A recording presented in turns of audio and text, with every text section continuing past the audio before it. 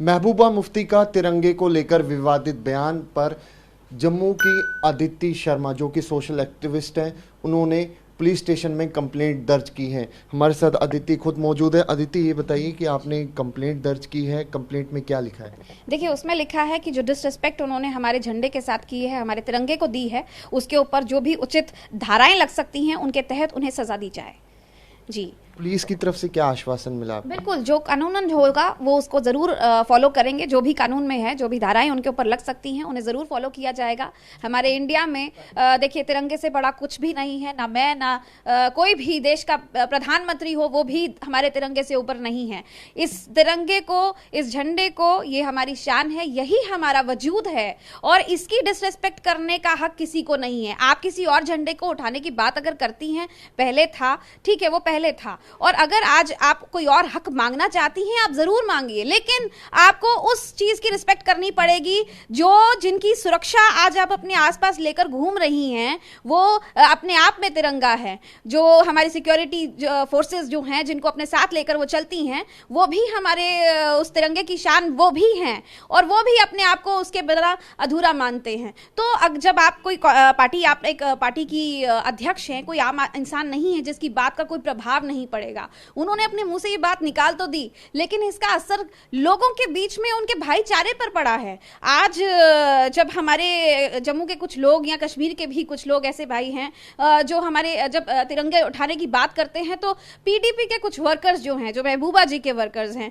वो आगे से उनके साथ में मतलब इस तरीके की बात करते हैं जो शायद उनकी भावनाओं को हर्ट करता है। देखिए, आप जब एक ऐसी कुर्सी पर बैठते हैं, जब आप कई लोगों के लिए एक अपने आप में एक आइडियोलॉजी होते हैं, तो फिर आपको बहुत समझ के बोलना पड़ता है। जो भी आप लफ्ज मुंह से निकाल रही हैं, आपको अधिकार है अपने अधिकार मांगने का, कॉन्स्टिट्यूशन आपको ये अधिकार देता है, लेकिन आपको डिसरिस्पेक्ट कॉन्स्टिट्यूशन की, संविधान की और हमारे झंडे की इसकी डिसरिस्पेक्ट करने का कोई अधिकार हम नहीं देते।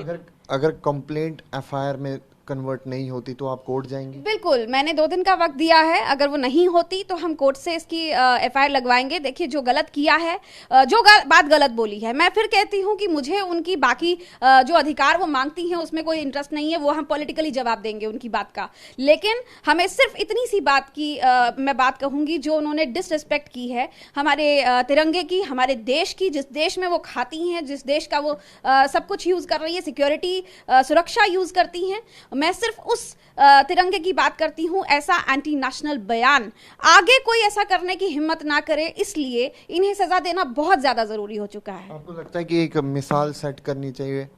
बिल्कुल, देखिए, आज अगर हम ये नहीं करेंगे, 370 हटने के बाद भी अगर हम जम्मू कश्मीर में ये नहीं कर पाए, तो इसका मतलब है 370 हटाना अपने आप में एक, मुझे लगता है कि लोग नहीं मानेंगे। आज जम्मू कश्मीर यही सवाल कर रहा है अपनी सरकार से भी कि आज 370 अगर हटाया है तो हमें तिरंगा, आपने देखा होगा वहां पर एफआईआर लॉन्च हो गई है कश्मीर में, कोई वहां पर तिरंगा लगाने के लिए गए थे बच्चे, तो वो भी यही सवाल कर रहे हैं। तो लेकिन ये मानसिकता कहां से आई, ये बातें कहां से हो रही हैं? ये इन्हीं की बयानबाजी है जिसकी वजह से कुछ और गुट पैदा हुए जो एंटी काम कर रहे हैं, जो एंटी नेशनल अपने आप को समझने की, और उनमें इतनी हिम्मत आ गई अचानक से। आपने देखा होगा पिछले, जब से ही अंदर थी, डिटेन किया गया था इनको, तब से कोई ऐसी डिस्टर्बेंस आपने कहीं देखी नहीं, लेकिन इनके आते ही, ऐसी बयानबाजी होते ही फिर से एक बार जम्मू कश्मीर में डिस्टर्बेंसेस क्रिएट हो गई हैं। बहुत बहुत धन्यवाद। Thank you. ये थी हमारे साथ अदिति शर्मा, जिनका साफ तौर पे कहना है कि तिरंगे से बढ़कर कुछ नहीं। कैमरा पर्सन अनूप के साथ अंकित भट्ट, TV9 भारतवर्ष के लिए जम्मू से।